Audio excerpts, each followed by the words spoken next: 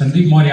विचार मंथन कार्यक्रम में मैं सबसे पहले आज के जो हमारे वक्ता हैं द्वितीय सत्र के श्री चिंतामणि जी भाई, जो 43 डिग्री की टेम्परेचर के इस गर्मी के माहौल में जो हमारे श्रोता हैं उनका भी मैं आभार प्रकट करता हूँ। इस कार्यक्रम जो कि एक अनूठी पहल है, पहली बार मैंने ये कार्यक्रम ग्वालियर अंचल में देखा है, विचार मंथन कार्यक्रम, जो अपने आप में एक अनूठा कार्यक्रम है।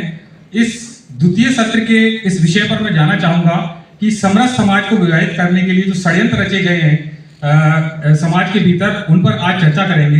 लेकिन चूंकि ये कॉलेज परिसर है और यहाँ पर कई मैं विद्यार्थी देख रहा हूँ और युवा वर्ग देख रहा हूँ। सर्वे बंधु निरामया, किसी सब सुखी हो, किसी को रोग ना हो। सर्वे भद्राणी पश्यन्तु माँ कश्चित दुख भाग हो, किसी को भी दुख ना हो। अब ये उदात्त भाव केवल हमारी सभ्यता ने दिया है।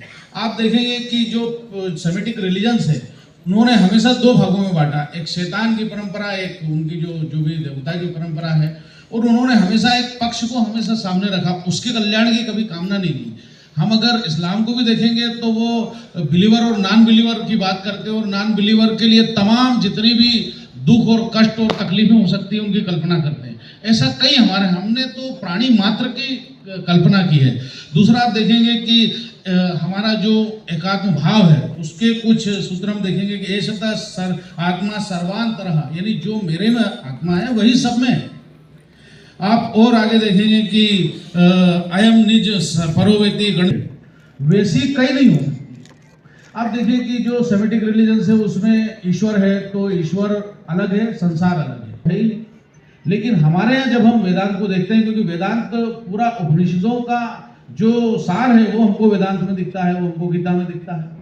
दूसरा भी एक बहुत स्वरूप हमारे यहाँ दिखता है कि जिस कागड़ी से, जिस केरल से आचार्य शंकर आते हैं, जिन्होंने पूरे विश्व में एकात्मता का संदेश दिया, उन्हीं की संतान है जो मतलब उनके मेल से बनी, ये वो भी शुद्ध नहीं है ऐसा उसने पूरी चार ऐसे उसके करीब 32 भाषाओं में वो सब प्रकाशित हुए, वो चार उसके खंड, और उसने बहुत बड़ी स्थापना करी इस देश को विभाजित करने में।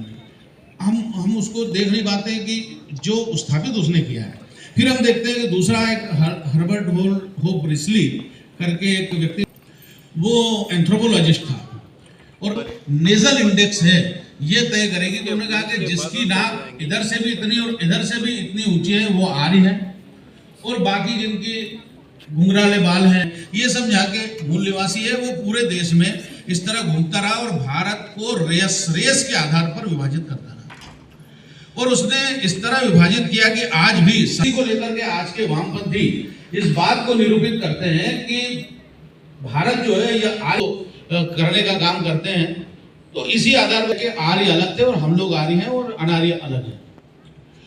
उसका जवाब अगर किसी ने दिया तो हम सबको भी वो पढ़ना चाहिए कि उसका जवाब बहुत तार्किक, तथ्यात्मक एक दूसरे एंथ्रोपोलॉजी के विद्वान ने दिया, जिनको बहुत कम लोग जानते हैं कि वो एंथ्रोपोलॉजी उनका